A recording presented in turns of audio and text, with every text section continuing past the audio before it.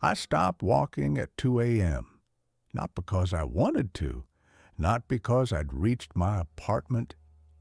I stopped because my body refused to move forward, every instinct screaming that something ahead of me was wrong. The shift at the diner had run late. Again. Marcy had called in sick, which meant I'd covered her tables on top of my own, and by the time I'd finished cleaning up and splitting tips with Carlos, the last bus had long since departed. The walk home wasn't far, just under 2 miles through the Riverside neighborhood, and I'd done it dozens of times before. The route was simple, down Harper Street to the main road, then cut through the residential blocks to my apartment building on Cordova. I'd never had a problem before. The October air bit at my exposed skin, and I'd pulled my jacket tighter as I turned off the main road onto Riverside Drive. This was the quiet part of the walk, where the bars and late-night convenience stores gave way to rows of old houses, most of them divided into apartments like mine. During the day, kids played on these sidewalks. People walked their dogs. Old Mrs. Chen from my building tended her garden. At 2 a.m., it was a different world. The street was empty. Row houses lined both sides, their windows dark, their doors locked against the cold. Most of the streetlights worked, casting pools of yellow-orange light every 30 feet or so, but 3 blocks down, one of them flickered erratically, throwing jittering shadows across the pavement. And in that unreliable light, something moved. At first, I thought it was a drunk stumbling home. The figure swayed, lurched, moved in a way that seemed barely controlled. I've lived in the city long enough to recognize the particular gait of someone who's had too much to drink. But as I watched, frozen on the sidewalk with my keys digging into my palm, I realized the movements weren't random at all. There was a pattern to them, a rhythm. He was dancing. The man, I assumed it was a man, though the distance and darkness made it hard to be certain, moved down the center of the street in a grotesque parody of a dance. His limbs jerked and flailed with sharp, angular movements like a marionette controlled by someone having a seizure. He spun on one foot, his other leg kicking out at an unnatural angle. He leaped, landing hard enough that I heard the slap of his shoes against the asphalt from 3 blocks away. He contorted himself, bending backward until his head nearly touched the ground, then snapping upright with such violence I expected to hear his spine crack, and he was coming closer. I told myself it was just someone being weird, drunk, high, mentally ill, or just eccentric. The city was full of people who did strange things at strange hours. Nothing to be afraid of, nothing to run from. I'd walk on the opposite side of the street, keep my distance, and in 5 minutes I'd be home, locking my door, laughing at myself for being spooked by some harmless weirdo. I should have run, should have turned around right then and sprinted the 2 blocks back to the main road where there were still cars, still people, still the safety of witnesses and light. But I couldn't move. My feet had rooted themselves to the concrete, and all I could do was stare as the dancing man drew nearer. 2 blocks away now. That's when I saw his face. He was smiling, not a normal smile, not the pleasant expression of someone enjoying a late-night walk or lost in the joy of movement. This was something else entirely. His mouth stretched impossibly wide, pulling his cheeks taut, revealing too many teeth that gleamed white in the stuttering streetlight. His eyes, even from this distance I could see his eyes, were huge and unblinking, catching the light and reflecting it back like an animal's eyes in headlights. The smile never changed, never wavered. As he spun and jerked and twisted his way down the street, that frozen grin remained locked on his face, as though it had been carved there, as though his face had forgotten any other expression. He wore a suit, dark, maybe black or navy, though the flickering light made it hard to tell. The kind of suit someone might wear to a wedding or a funeral. It hung on his thin frame, and as he moved, I could see that it was old, the fabric worn and shiny at the elbows and knees, 1 block away. My paralysis broke. I turned and walked quickly back the way I'd come, forcing myself not to run, not to look back. Some animal part of my brain insisted that running would make noise, would draw attention, would mark me as prey. I kept my pace measured, controlled, even as every nerve in my body shrieked at me to flee. The main road wasn't far, just 2 blocks. 2 blocks and I'd be back in civilization, back where there were lights and people and the illusion of safety. My hand clutched my phone in my pocket, thumb hovering over the emergency call button. I made it half a block before I heard it. Tap, tap, tap, tap, tap. Footsteps, fast, staccato, getting closer. The rhythm was all wrong. Normal footsteps have a pattern. Left, right, left, right. These were faster, irregular, punctuated by strange pauses and sudden bursts of speed. The sound of someone dancing. I risked a glance over my shoulder and immediately wished I hadn't. He was dancing toward me, moving with that same jerking, spastic rhythm, but faster now, much faster than I was walking. His arms windmilled wildly, fingers splayed wide. His legs kicked out at odd angles, and somehow he was covering ground at an alarming rate despite the seemingly inefficient movements. His head lolled and bobbed on his neck like a ball on a loose spring. And through it all, that smile remained fixed in place, stretched across his face like a wound that wouldn't heal. I ran. All pretense of calm evaporated. I sprinted down the sidewalk, my shoes slapping against the concrete, my breath coming in ragged gasps. My apartment was too far. The main road was too far. Everything was too far. The sound of my own footsteps filled my ears, and beneath them I could hear him. Tap, tap, tap, tap, tap. Closer. I darted down an alley between 2 houses, hoping to lose him in the darkness, hoping he'd dance right past the entrance and continue down the street. The alley was narrow, barely wide enough for 1 person, flanked on both sides by tall wooden fences.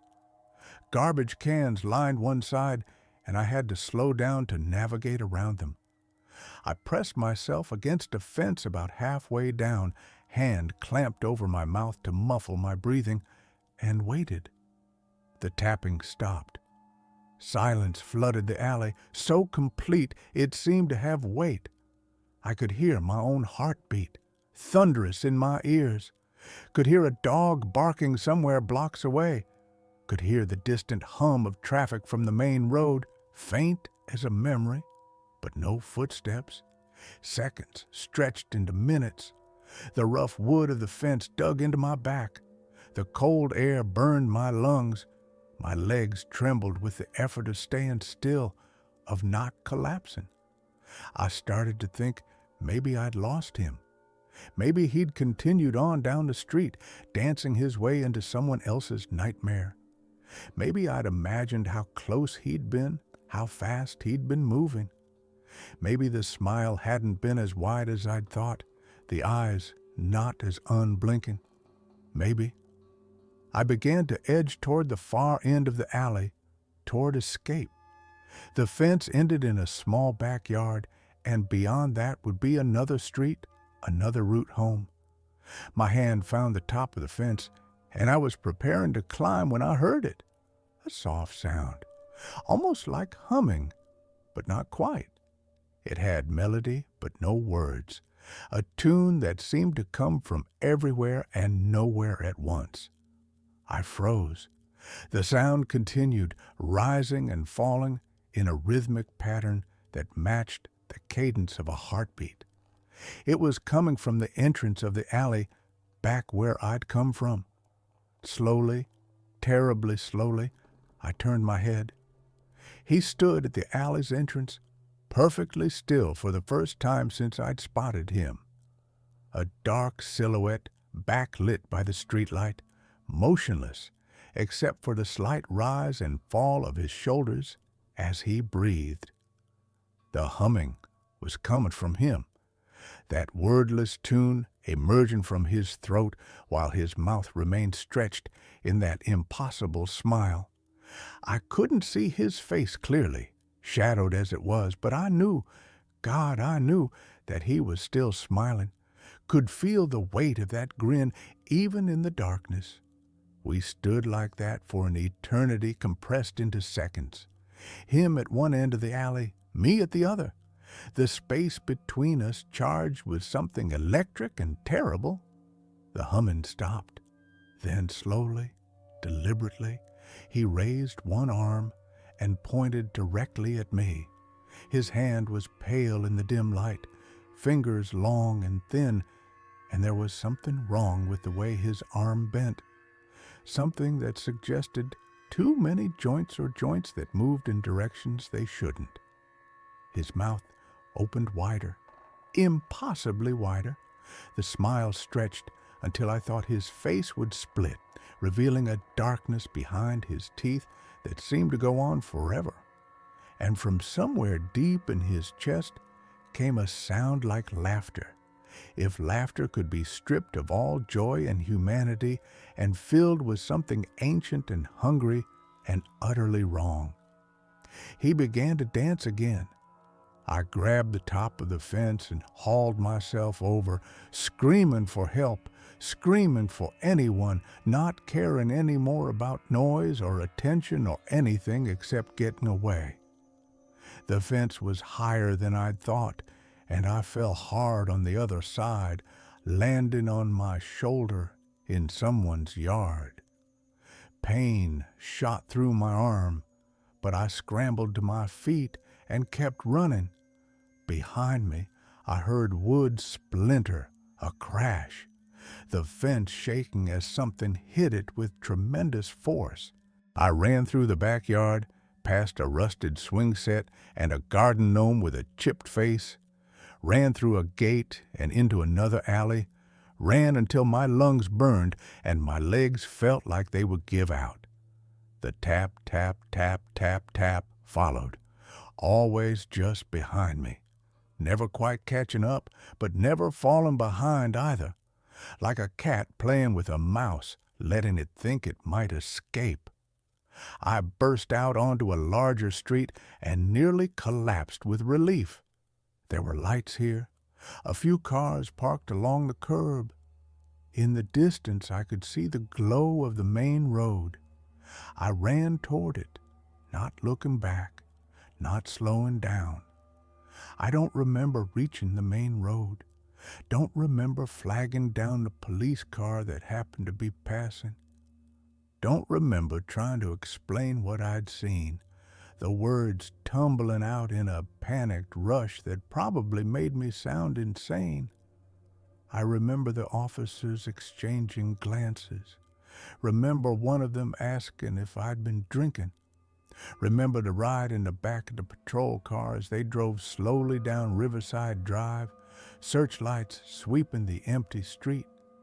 They found nothing, no dancing man, no one in a dark suit. The street was as quiet and empty as it always was at that hour.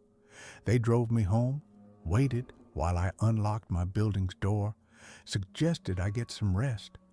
I nodded, thanked them, went upstairs to my apartment and locked the door, then locked it again, then wedged a chair under the handle.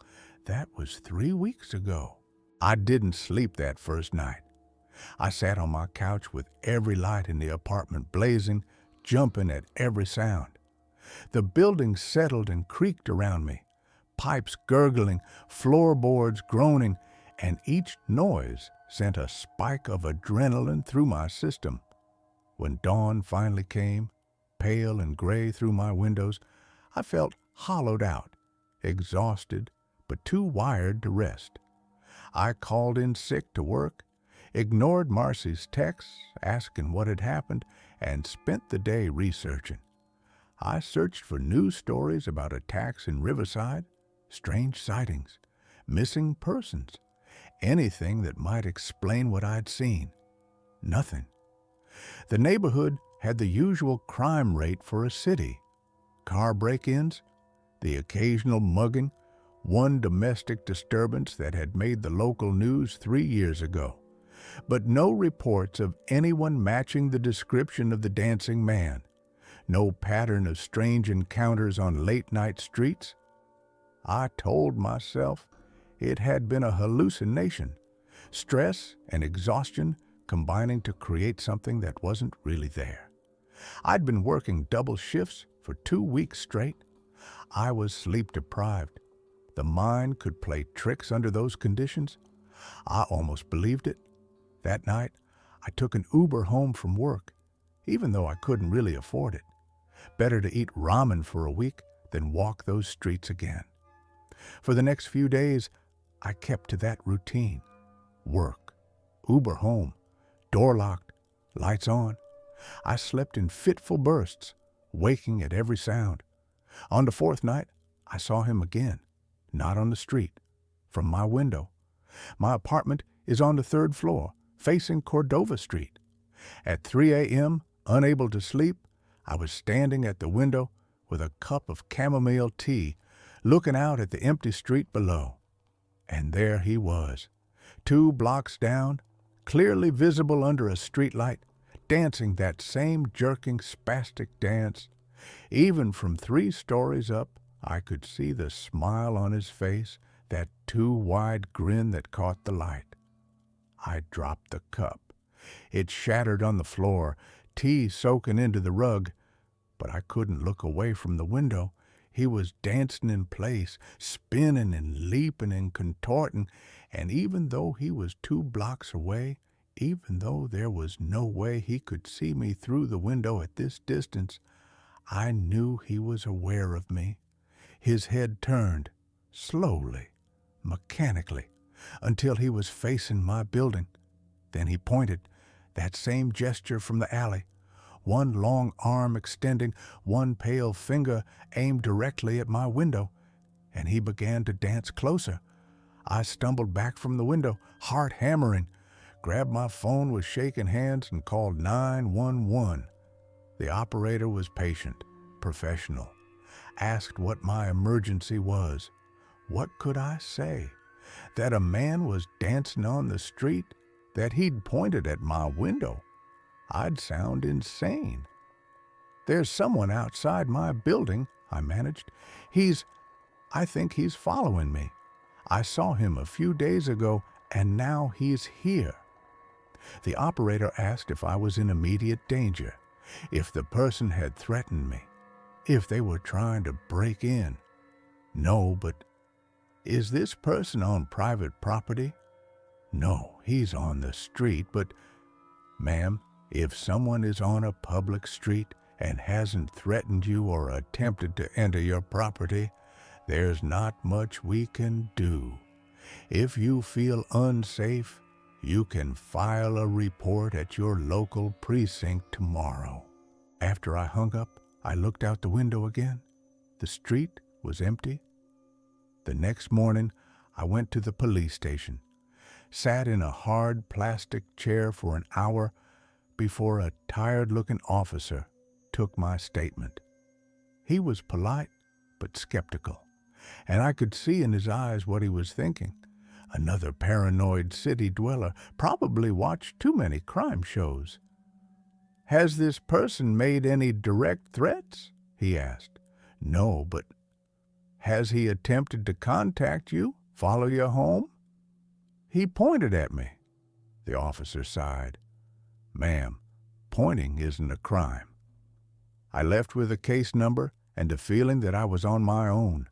The sightings continued. Every few nights I'd see him from my window, always at night, always dancing, and always 1 block closer than the last time. 2 blocks away became 1 block away. 1 block away became directly across the street. I started documenting it, kept a journal with dates, times, distances, took photos from my window, though they were always blurry, the light never quite right. I showed them to my coworker Carlos during a break. He studied the photos, squinting. I don't see anything, man. There, I pointed, that figure under the streetlight. That's just a shadow or something, could be anything. It's a person, dancing. Carlos handed the phone back, uncomfortable. Maybe you should talk to someone, like a professional. I stopped showing people the photos after that. I also stopped sleeping. Exhaustion became my constant companion. I'd doze off during my breaks at work, jolting awake with my heart racing. Coffee stopped helping. I walked through my days in a fog, jumping at sudden movements, constantly checking over my shoulder. Marcy cornered me in the break room one afternoon. You look terrible, she said, not unkindly. What's going on?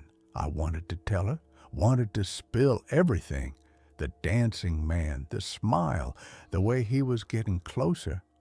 But I'd seen the look in Carlos's eyes, heard the skepticism in the police officer's voice. Just not sleeping well, I said. She didn't look convinced, but didn't push. That night, I saw him directly below my window. I'd been dozing on the couch, some late-night show playing on the TV, when something woke me. Not a sound exactly, more like a feeling, the sensation of being watched. I went to the window. He stood on the sidewalk 3 stories below, looking up, dancing in place, his movement smaller now, more controlled, as though he were conserving energy. The smile was the same. The eyes were the same, reflecting the streetlight like an animal's. We looked at each other for a long moment. Then he raised both arms above his head and began to dance more vigorously, spinning, leaping, moving with that same unnatural fluidity that defied physics and anatomy. He was performing for me. I backed away from the window, grabbed my phone, and called Carlos. Hello? His voice was thick with sleep. He's outside my building. Who? It's 3 in the morning, man. What are you talking about? The guy from the photos. He's right outside. A pause. Have you called the cops? They won't do anything. Carlos, I need you to see him. I need someone else to see him so I know I'm not crazy. Another pause, longer this time. Okay. I'll come over. Give me 20 minutes. I stayed away from the window while I waited, pacing my small apartment. When Carlos finally called from downstairs, I buzzed him up immediately. He looked worried when I opened the door, taking in my appearance, unwashed hair, dark circles under my eyes, the manic energy vibrating through my body. Show me, he said. We went to the window together. The street was empty. He was just there, I insisted, right there under that streetlight. Carlos put a hand on my shoulder. Listen, I think you need to talk to someone. This stress, the lack of sleep, it can make you see things. I'm not hallucinating. I'm not saying you are, but maybe you should take some time off work. Get some rest. After he left, I sat by the window for the rest of the night, watching the empty street, wondering if he was right. Maybe I was losing my mind. The next week passed in a blur. I requested time off from work. Marcy had covered for me enough times that my manager agreed, and spent my days researching. If I was going to be crazy, I was going to be thorough about it.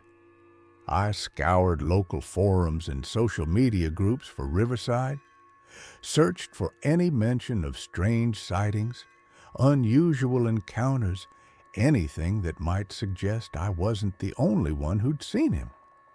I found nothing at first. Then, buried in a neighborhood Facebook group's archives from 6 months ago, I found a post from a user named Janet M. Has anyone else seen the man who dances down Riverside at night? I thought I was imagining things, but I've seen him 3 times now. He wears a dark suit and has the strangest smile. My daughter thinks I'm going senile, but I know what I saw. The post had no comments, just a handful of sad face reactions. I messaged Janet M. immediately, waited impatiently for a response that didn't come. 3 days later, I tried calling the number listed on her profile. It rang once, then went to a voicemail that was full. I drove to the address listed on her public profile, an apartment building 2 blocks from mine. The super told me Janet had moved out 4 months ago, didn't leave a forwarding address, seemed in a hurry to leave according to him, practically abandoned half her furniture. 4 months ago, 2 months after she'd made that Facebook post. I dug deeper, found 2 more mentions in my search, both in archived forum posts from years ago. Different usernames, different dates, but the same description. A dancing man in a dark suit with an unsettling smile. Neither user had posted anything after their initial mention of seeing him. I'd tried to tell myself it was coincidence. People moved all the time, stopped using social media, changed usernames. But I didn't believe it.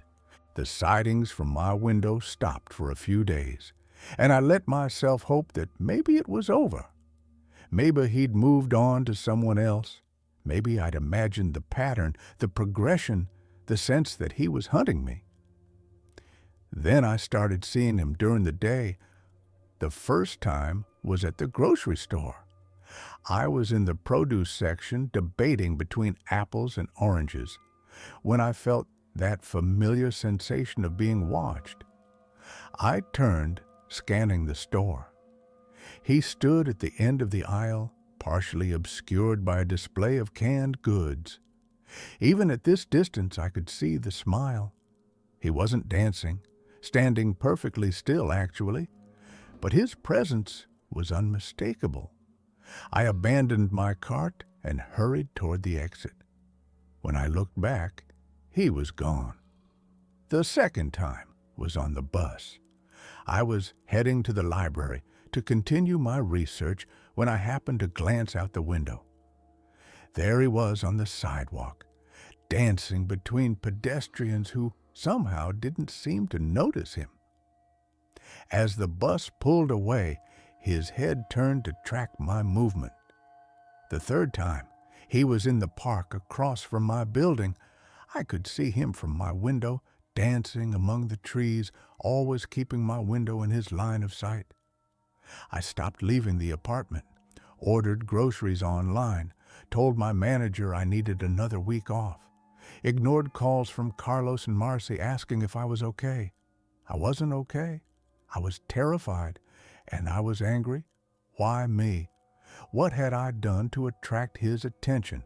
I'd just been walking home from work, minding my own business. I didn't deserve this. On the 10th night of my self-imposed isolation, my phone rang at 2 a.m. Unknown number. I almost didn't answer, but something, curiosity, desperation, or simple exhaustion, made me pick up. Silence on the other end, not even breathing. Hello? Tap, tap, tap, tap, tap. The sound came through the phone, tinny and distant, but unmistakable. The rhythm of dancing feet. I threw the phone across the room, watching it bounce off the wall and land face down on the carpet. It kept ringing.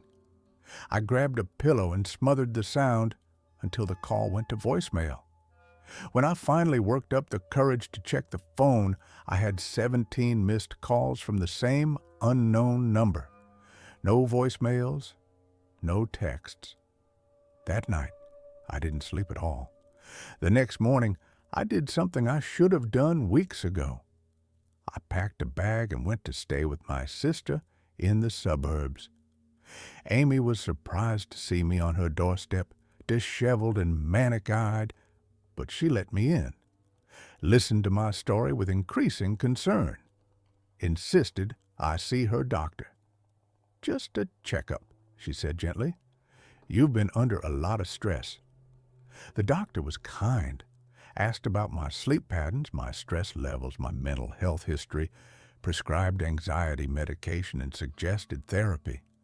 I took the pills, started seeing the therapist Amy recommended, spent 2 weeks in her spare bedroom, slowly convincing myself that maybe everyone was right. Maybe I had been hallucinating. Maybe the stress and exhaustion had created something that wasn't real. I started to feel better. Then, on my 15th night at Amy's house, I looked out the guest room window and saw him at the end of her driveway, dancing, smiling, waiting. He'd followed me. 40 miles from Riverside in a quiet suburb where nothing bad ever happened, he'd found me. I watched him for an hour, tears streaming down my face, before I finally accepted the truth. This was never going to stop. Not unless I made it stop. I left Amy's house the next morning before she woke up. Left a note saying I was feeling better and needed to get back to my own life. Thanked her for everything. I couldn't stay. Couldn't risk bringing this thing, whatever it was, into her life. Back in my apartment, I prepared. If he wouldn't leave me alone, I'd face him. Figure out what he wanted. End this one way or another. I researched everything I could about supernatural entities, ghosts, demons, urban legends. Read about salt circles and iron and religious symbols. Bought a baseball bat and pepper spray, even though I suspected neither would help. I set up my phone to record, positioned on the windowsill, aimed at the street. Then I waited. He appeared just after midnight. Closer than ever before, right outside my building, looking up at my window, I grabbed the bat, the pepper spray, and my keys and went downstairs. My hand shook as I pushed open the building's front door. The night air was cold, and I could see my breath misting in front of my face. He stood 20 feet away on the sidewalk, still dancing, still smiling. Up close, he was worse than I'd imagined. The suit was threadbare and stained, hanging off a frame that seemed too thin to support life. His skin was pale, almost gray, stretched tight over sharp bones. The smile revealed teeth that were too white, too perfect, too many. And his eyes. God, his eyes were empty, not malicious or hungry or anything I could comprehend. Just empty, like windows into a vast nothing. "What do you want?" My voice came out as a whisper. He stopped dancing. The sudden stillness was somehow more frightening than the movement had been. He stood there, head cocked at an unnatural angle, that smile never wavering. Then he took a step toward me. I raised the bat. "Stay back." Another step. His movements were jerky, wrong, like a film playing at the wrong speed. I sprayed the pepper spray directly at his face. He didn't react, didn't blink, didn't slow down. He was 5 feet away now, close enough that I could smell him. A scent like old flowers and damp earth and something else, something I couldn't identify. "Please," I said, "just leave me alone." He reached out one hand, fingers extending toward my face. I swung the bat with all my strength. It passed through him, not like hitting air, There was resistance, like moving through thick water. But the bat encountered nothing solid, and the momentum of my swing spun me around. When I regained my balance, he was gone. The street was empty, quiet, like he'd never been there.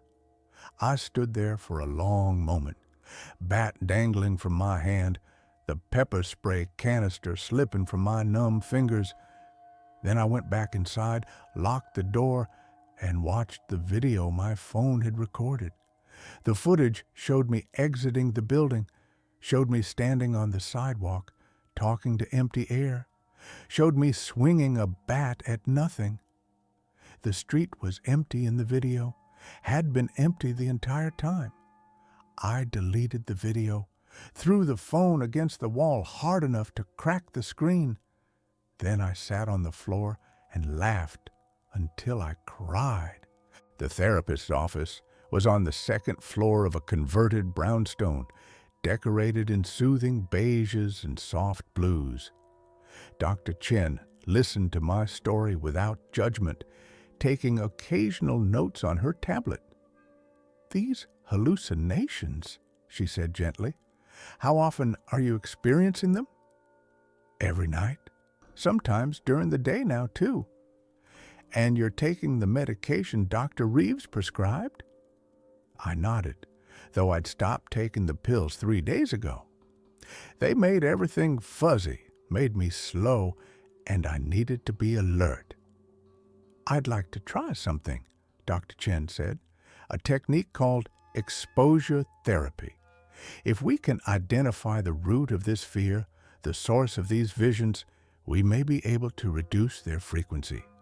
We did breathing exercises, meditation. She walked me through the first encounter, asking me to describe every detail, every sensation. "What do you think he represents?" she asked.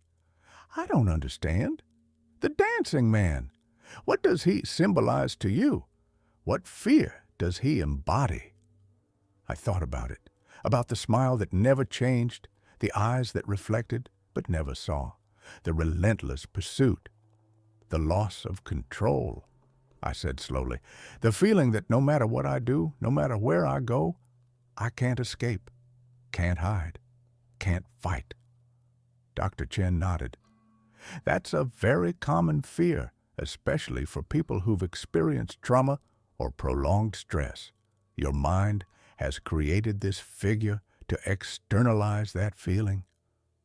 It made sense. Logically, clinically, it made perfect sense. But it didn't feel true. I went home that evening, determined to follow her advice, to recognize the dancing man for what he was, a manifestation of my own anxieties, a phantom conjured by stress and sleeplessness. He was waiting outside my building. I walked past him without looking, went inside, locked the door. Upstairs I made tea, put on music, took a shower. All the normal, mundane rituals of evening. I didn't look out the window. For 3 days I maintained this routine, ignored him when I saw him, refused to acknowledge his presence, treated him like the hallucination everyone insisted he was. On the 4th day, he was inside my building. I came home from a therapy session to find him standing in the lobby, dancing in the small space between the mailboxes and the stairs. Mrs. Chen was collecting her mail, completely oblivious to his presence as he spun around her. I walked past them both, eyes straight ahead. On the 2nd floor, he was in the hallway. On the 3rd floor, he was outside my apartment door. I unlocked the door, went inside, closed it behind me. He was in my apartment, dancing in my living room between the couch and the TV, the same jerking movements, the same impossible smile. I set down my keys, hung up my jacket, went to the kitchen and poured a glass of water. He followed, dancing behind me, his movements making no sound. "You're not real," I said aloud. "You're just anxiety, just stress, just my mind playing tricks." He stopped dancing, stood directly behind me, close enough that I could feel a coldness emanating from him. "You're not real," I repeated, staring at my reflection in the dark window above the sink. In the reflection, I could see him, standing behind me, closer than he'd ever been. His smile widened impossibly, and his mouth opened, revealing that darkness behind his teeth. A sound emerged. Not words, exactly. More like the echo of words, distorted beyond recognition. I closed my eyes. "You're not real."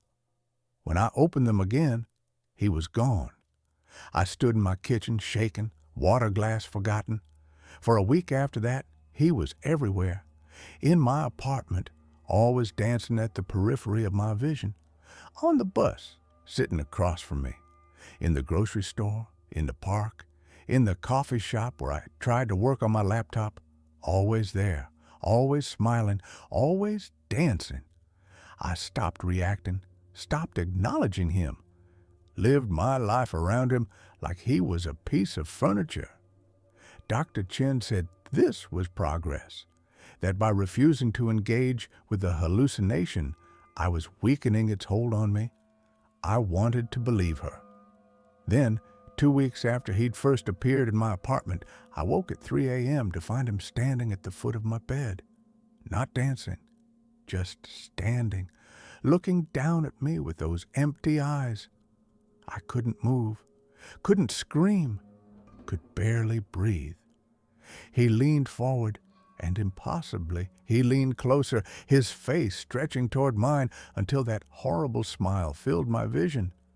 Then he whispered. I heard it not with my ears, but directly in my mind, bypassing all sensory input, drilling straight into my consciousness. One word. "Soon!" I woke up screaming, tangled in my sheets, alone in my room. Just a dream, a nightmare, that's all. But when I went to the kitchen for water, I found muddy footprints on my floor. Small, narrow prints that formed a dancing pattern through my apartment, from the front door to my bedroom and back again. I hadn't been outside, hadn't tracked in any mud. The door was still locked, the windows still latched. I spent the rest of the night sitting in my bathtub with the lights on, a knife clutched in my hand, waiting for dawn. The internet is full of information if you know where to look. I'd been searching in the wrong places, looking for news stories, missing persons reports, logical explanations. What I should have been looking for was folklore.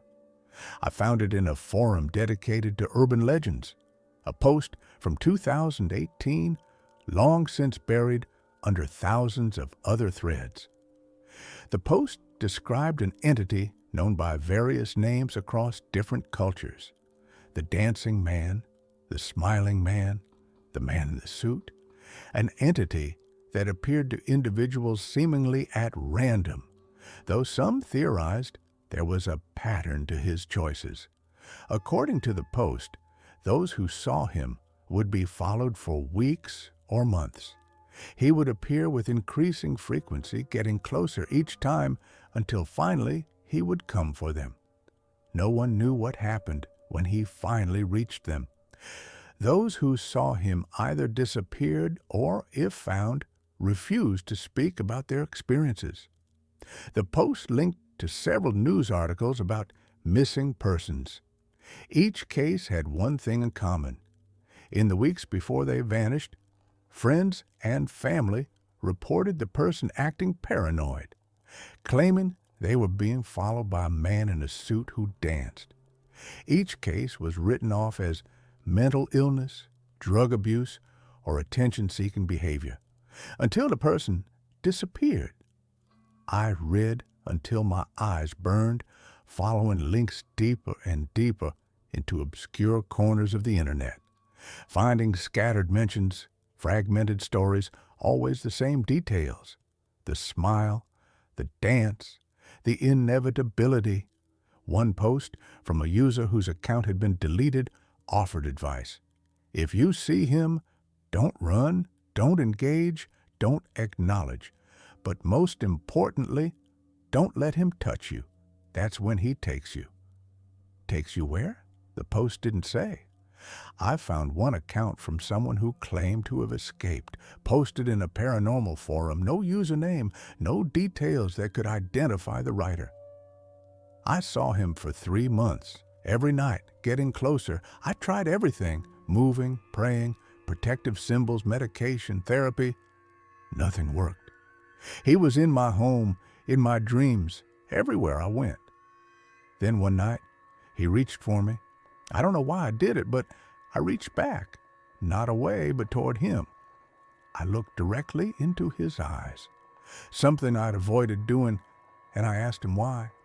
He stopped, just stood there, hand extended, and for the first time his smile changed, just slightly, like he was surprised. Then he laughed, not that horrible sound from before, but something almost sad. And he disappeared. I haven't seen him since. That was 6 years ago. I don't know if what I did would work for anyone else. I don't know if I just got lucky. But I think maybe he feeds on fear, on avoidance, on the running and the hiding. And when I stopped being afraid, when I confronted him directly, there was nothing left for him to feed on. Or maybe I'm just crazy and he was never real. I don't know anymore, but I'm alive and I'm free, and that's all that matters. I read that post a dozen times. Then I closed my laptop and waited for nightfall. He appeared at midnight. I was sitting on my couch, lights off, hands folded in my lap. I'd spent the day preparing, not with weapons or protective symbols or prayers, just mentally preparing myself. I was done running, done hiding, done letting fear control me. He stood in the middle of my living room, dancing that same dance I'd seen dozens of times. The smile was the same, the eyes were the same. But I looked at him differently now, really looked. Beneath the horror, beneath the wrongness, I saw something else, something tired, something old beyond measure, performing the same routine over and over, century after century. I'm not afraid of you anymore, I said. He didn't stop dancing, but his movement slowed slightly. I don't know what you are. I don't know what you want, but I'm not running. His head tilted, that unnatural angle that had terrified me before. I stood up, took a step toward him. You can't have me? Another step. Whatever happens, I choose it. Not you. Me. I was close enough now to smell that scent of old flowers and damp earth. Close enough to see that the smile wasn't carved or fixed. It was holding, like a muscle locked in place for so long it had forgotten any other position. He stopped dancing. We stood face to face, and I realized we were the same height. Somehow, I'd imagined him taller, more imposing, but we were eye to eye. I raised my hand. He flinched. It was a small movement, barely noticeable, but I caught it. Whatever he was, he hadn't expected this. What do you want? I asked quietly. His mouth moved, the smile finally changing, and words emerged. Real words this time, not that distorted echo. To be seen. His voice was hollow, ancient, filled with a loneliness that made my chest ache. I see you, I said. They all run, they all hide, they all pretend I'm not there, even when I'm right in front of them, even when I'm in their homes. They look through me. I see you. The smile faded completely, and beneath it, I saw something that might have been human once, a long time ago, before whatever had happened to make him into this. What happened to you? I whispered. I forgot, he said. Forgot what it was like to be anything but this. Forgot why I started. Forgot when. Just kept dancing because it was all I knew. He looked down at his hands, turning them over as if seeing them for the first time. I'm so tired, he said. I did something I never thought I would do. I reached out and took his hand. It was cold, not freezing, but cool, like clay, solid, despite the way my bat had passed through him. He looked at our joined hands with something like wonder. "You're not taking me anywhere," I said firmly, "but I see you. I acknowledge you. You exist. You're real." A sound emerged from him, a sob maybe, or a laugh. Hard to tell. Then he squeezed my hand gently and let go. "Thank you," he whispered, and then he was gone. Not like before, when he'd simply vanish. This was different. I watched him fade, becoming translucent, then transparent, then nothing, like mist dissipating in sunlight. The air in my apartment felt lighter, cleaner. I stood alone in my living room, hands still extended, wondering if any of it had been real. The next morning, I went for a walk. Down Riverside Drive, past all the familiar houses, along the route I'd taken that first night. The street was just a street. The shadows were just shadows. I never saw him again. Sometimes, late at night, I wonder about him, about what he was, where he came from, where he went, if he found peace, or if he's still out there somewhere dancing for someone else. But I hope, that he finally stopped dancing. I still see Dr. Chin, still take my medication sometimes when the anxiety gets bad, still wonder occasionally if the whole thing was a hallucination brought on by stress and sleeplessness. But there's one thing that makes me think it was real. On my floor, where I'd seen those muddy footprints, there's a stain, faint, barely visible, but there. No amount of cleaning has removed it. And if you look closely, you can see the pattern of dancing feet,